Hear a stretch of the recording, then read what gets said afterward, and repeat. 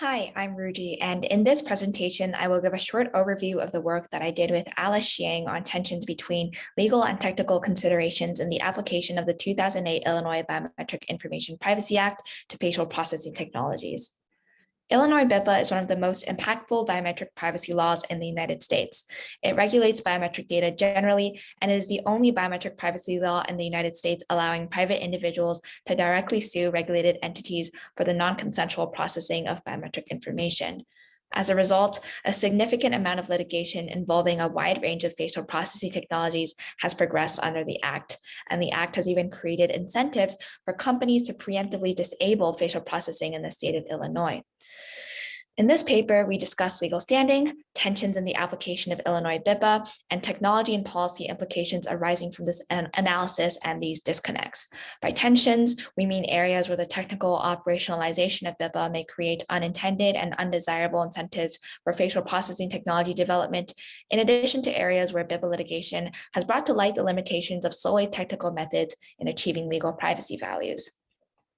With Illinois BIPA's legislative intent and courts' approaches to determining concrete harms, we note that there has been a lack of consideration of discrimination harms that come in particular with facial processing technologies.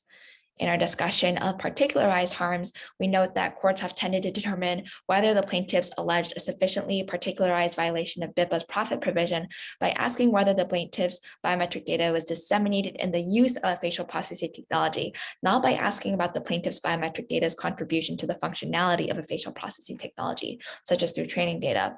We suggest that recognizing the particularized harms that could come with sourcing biometric training data could increase corporate responsibility around how training data is sourced. For tensions in the application of Illinois BIPA, we discuss on-device processing and battery consumption, consent in the collection of biometric data, identifiability, and purpose of use. Finally, the technology and policy implications that we note arise from this analysis and these disconnects are that policies should recognize the importance of protections for subjects of both facial images and biometric data, and perhaps an intersection of these protections.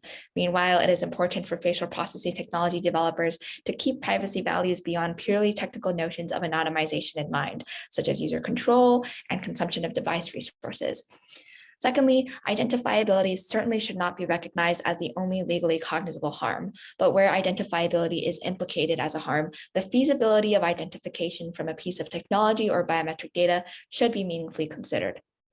Thirdly, the settings in which facial processing technologies are deployed give useful guidance over perceived privacy harms and should influence both the design and regulation of a technology and its data. Finally, policies that govern facial processing technologies should recognize harms that come with the market for facial training data, not just the harms that come with the dissemination of data and the use of facial processing technologies. They should accordingly aim to provide guardrails in the procurement of this data. For more in-depth discussion, check out our long presentation in our paper. For more information on the legal cases, definitely check out our paper. Thank you.